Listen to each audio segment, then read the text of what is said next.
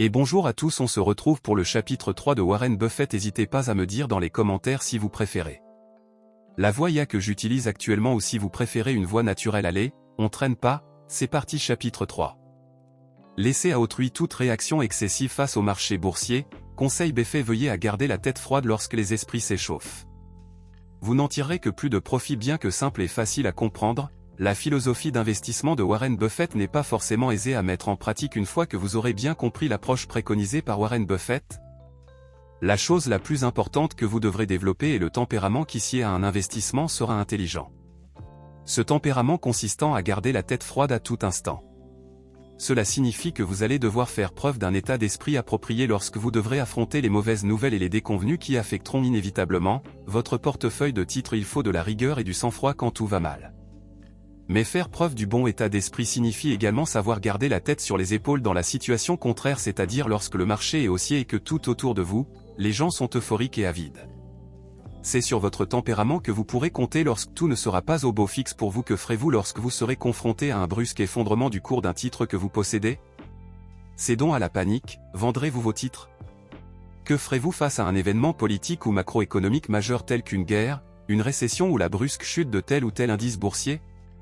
Que déciderez-vous si l'entreprise dans laquelle vous avez investi affiche de mauvais résultats trimestriels ou publie un piètre bilan annuel? Garderiez-vous l'œil rivé sur les cours de l'action ou au contraire resterez-vous concentré sur les fondamentaux et les résultats à long terme de cette société? Comment réagirez-vous lorsque tel ou tel expert dépeindra un avenir sombre pour vos titres ou pour la bourse en général? Que allez-vous faire lorsque la communauté des investisseurs se trouvera au beau milieu d'un marché baissier ou haussier, imprégné tour à tour d'un enthousiasme spéculatif ou gagné par la dépression et emporté tantôt par l'avidité euphorique, tantôt par la peur, ainsi que nous l'avons vu à l'époque de la bulle Internet? Benjamin Graham, le professeur de l'EFE à l'université de Columbia, n'avait-il pas déjà déclaré que le problème numéro 1 de l'investisseur, son pire ennemi?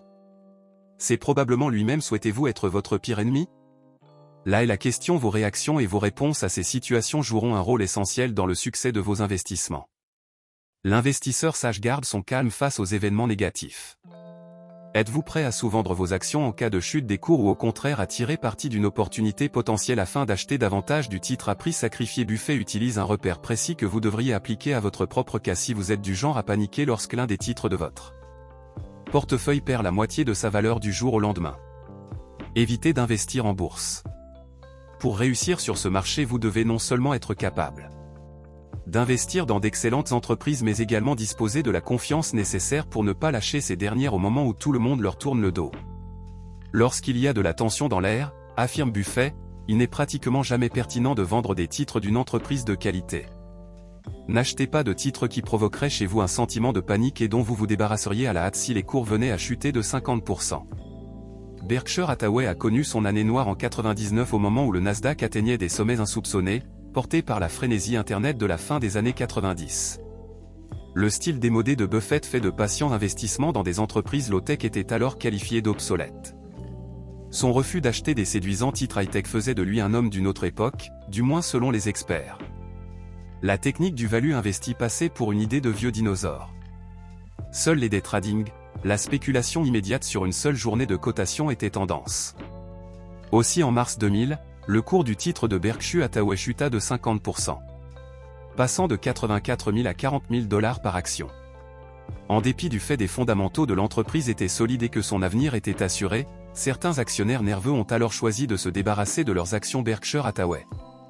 Il s'agissait sous le coup de l'émotion au moment où Berkshire était pris dans la tempête et préférait quitter le navire plutôt que de s'y amarrer, de manière encore plus solide.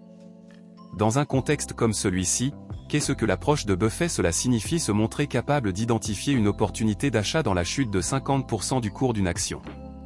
Cela signifie garder l'œil rivé sur les fondamentaux des entreprises dans lesquelles vous avez investi plutôt que de vous polariser sur les soubresauts d'un marché inconstant. Si les investisseurs avaient prêté attention à ces conseils et acheté Berkshire Hathaway au moment où le cours de l'action venait à perdre la moitié de sa valeur, ils en auraient été généreusement récompensés.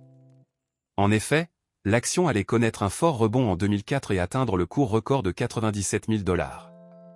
Bien sûr, on peut facilement perdre la tête lorsque le marché affiche des soubresauts violents et il est encore plus dur de garder son calme lorsque les cours s'effondrent et que des experts comme les journalistes rivalisent de pessimisme. Dans ce contexte, le plus simple est tout naturellement de céder à la panique. Ne tombez pas dans ce piège si vous détenez des titres d'une très bonne entreprise, gardez-les et si quelqu'un vous propose d'en acheter davantage à un prix vraiment intéressant, faites-le. À l'âge de 22 ans, Buffett avait accumulé quelques 350 actions de GECO Assurance. Pour une valeur totale d'environ 15 000 $ à ce moment-là, il décida de les vendre s'il les avait conservées. Son capital une vingtaine d'années plus tard aurait été d'1 à 1 million de dollars.